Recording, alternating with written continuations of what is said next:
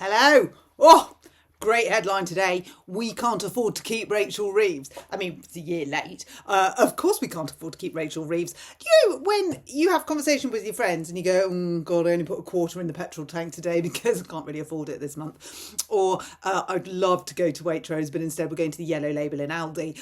Or we're not going on holiday this year, but we're putting the tent up in the back garden because we haven't got any money. Or, I did actually save last month. Yeah, for 24 hours. Then I took it out to pay the gas bill. That kind of thing. That's when you know you can't afford things. Rachel Reeves hasn't got to that bit yet, has she? We have. We've all got to the bit where we've got no money, where the country has got no money, but Rachel Reeves is still doing that either blinkered or she's wearing the Labour VR headset. Surely that's got to run out of battery soon. By the way, please like, subscribe and share. Sunday headlines, we can't afford Rachel Reeves. I'll link the article. And the reason that we can't afford Rachel Reeves is, we've been there forwards and backwards many, many times, but Rachel Reeves does not have a grasp on economics. And even though she says she does, and we say she doesn't, and it's a bit like, oh no, you don't. Oh, yes, I do. No, really, you don't. Well, all the figures are coming out now, which makes me laugh, because when politicians say things, it's like they say stuff. It must be true. And then they have no concept of the future. So they have no concept of what might happen tomorrow or next month or the month after, which disproves what they said yesterday. They sort of say it and then absolve all responsibility of it and move on to the next disaster. So Rachel Reeves has been telling us that it's all about growth and it's going to be fine and Labour is delivering and they're going faster and furiouser and whatever, if that's even a word, and it's all going to be great, apart from the fact that the figures haven't lied and we're effectively, sorry, it is Sunday, shouldn't swear. So let's just have a look at some of the stats that prove we are in the proverbial. There are 178,000 less people on the payroll.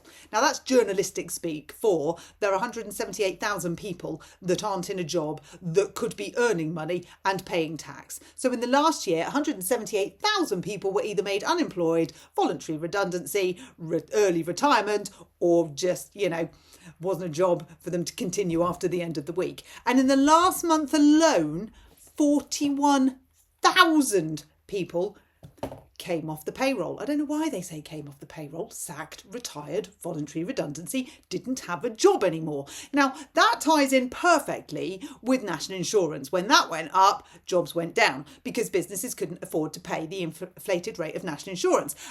Schools couldn't afford to pay it. Rachel said you've got to pay it out of your budgets, but I'll give you a little bit extra. But the little bit extra didn't cover it. So schools are making teachers redundant. That's how bad it's got. So no one can afford new people. When somebody goes, their role isn't filled. And when they said it would be, they lied. And we know that because there's 56,000 less jobs on the market. So let's give you the actual journalistic chat for that.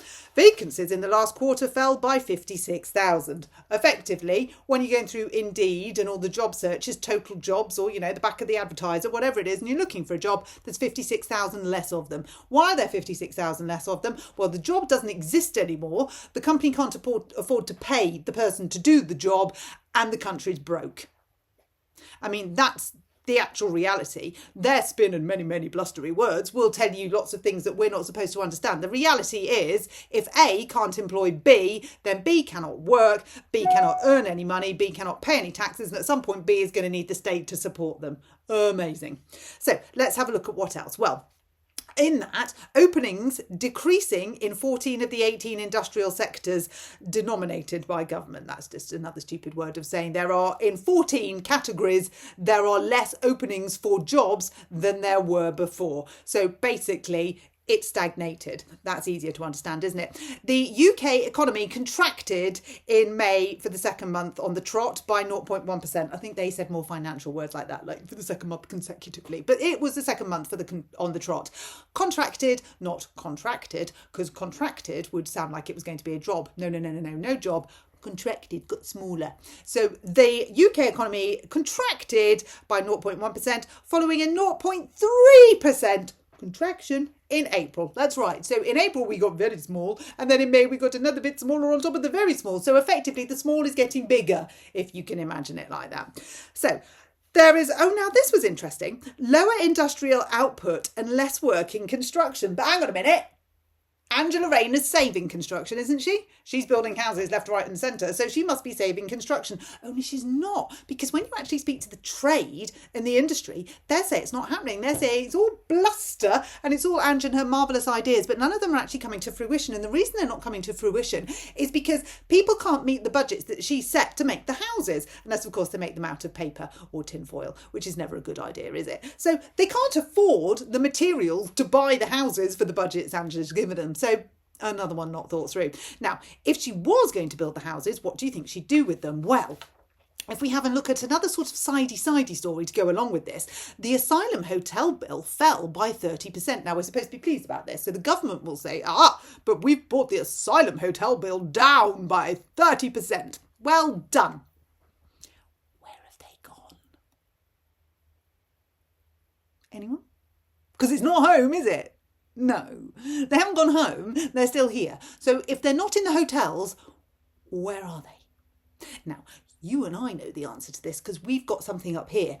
So we can fill the gaps in for them. That's right. They've gone into private rentals. Now, we know they've gone into private rentals because people with a home to rent out or a house to rent out, second homeowners or people that have homes for businesses have been offered 5 times their normal rent to house asylum seekers. I will not. So that we're clear, you could offer me 10 times, you could offer me 100,000 times, it would not happen. But many landlords have, and many big companies have gone around buying private rentals so that they can rent them out to asylum seekers. We know this because our asylum seekers, well, not our asylum seekers, but the illegal asylum seekers, and we must have a real line here between illegal and legal. I'm talking about the illegal ones coming over on the boats. They're not in the hotels anymore. Well, 30% of them are less in the hotels.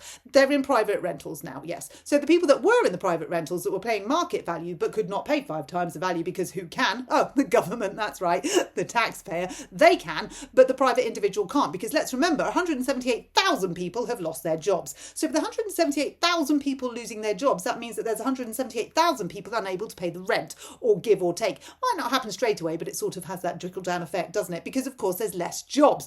There's 41,000 less jobs in the last month alone. So we've got less jobs, but more people unemployed, and we've got less companies employing, and yet we've got people moving from the asylum hotels into private rentals, which is pushing the people that were in private rentals out of the private rentals. Now, you know what's going to happen, don't you? There's going to be a housing crisis. What are they going to do then? Well, I'll tell you what they're going to do then. And we all know what they're going to do. Blame the Tories. Well, now, even Keir Starmer must be able to say that you could only do that for the first year. I mean, you couldn't really do it for the first year, could you? You could do it for like the first month, and then after that it got a bit boring. But he's carried it on for an entire year. He's gone on holiday and he's coming back for a reshuffle, which always makes me think of the Benny Hill music. So we've got to hope in the reshuffle that shuffled out are Angela Rayner, Rachel Reeves, Bridget Phillipson, Stephen Morgan, Jonathan Brash, and I mean, they're just my top 5. There are others I'd love to see go, but they're just my top 5. And then the icing on the cake, one wonders whether if on his sunbed over the summer at Chequers, Keir Starmer actually reads all of these papers. He might even watch this video. Hi Keir, how you doing? How's the fam?